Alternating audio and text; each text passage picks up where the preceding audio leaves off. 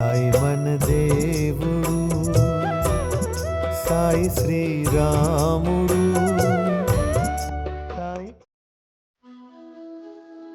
ఒకసారి దీక్షిత్ రాత్రి వేళల్లో ఉపవాసం ఉండాలని నిశ్చయించుకున్నాడు. ఆ రోజు సాయంత్రం దీక్షిత్ మసీదుకు రాగానే, రాత్రి భోజనానికి ఏం తయారు చేస్తున్నావు అని అడిగారు బాబా. అందుకు దీక్షిత్, మీరే చేయించమంటే అది చేయిస్తాను బాబా అని బదులిచ్చాడు.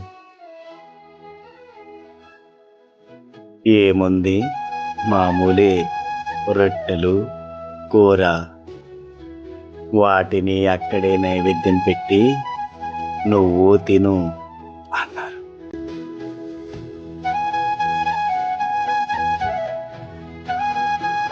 బాబా, ఈరోజు తింటాను, కానీ రేపటి నుంచి రాత్రి వేళల్లో తినను అన్నాడు దీక్షిత్.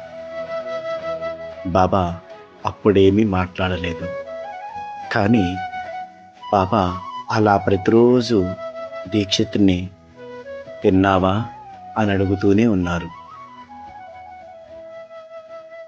దాంతో ఉపవాసం ఉండడం బాబాకి ఇష్టం లేదని అర్థమై తన సంకల్పాన్ని విరమించుకున్నాడు దీక్షిత్. సాయి బాబా శరణం, సాయినాథా శరణం, సాయి బాబా శరణం. అసలు ఉపవాసం అంటే ఏంటో చూద్దాం. ఉప అంటే సమీపంలో అని అర్థం. వాసం అంటే ఉండడం. అంటే ఉపవాసం అనే పదానికి దగ్గరగా ఉండడం అని అర్థం. దేనికి దగ్గరగా ఉండాలి అంటే, ఉపవాసం భగవంతుని అనుగ్రహం కోసం చేస్తున్నారనేది జగద్విదితమైన విషయం.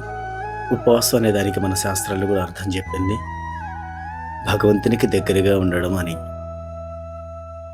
కాబట్టి బాబా కూడా ఉపవాసం అంటే ఎలా ఉండాలి ఏంటి అనే దానికి సంబంధించి చాలా చక్కగా దీక్షిత్కి మనందరికి కూడా ఈరోజు తెలియజేశారు.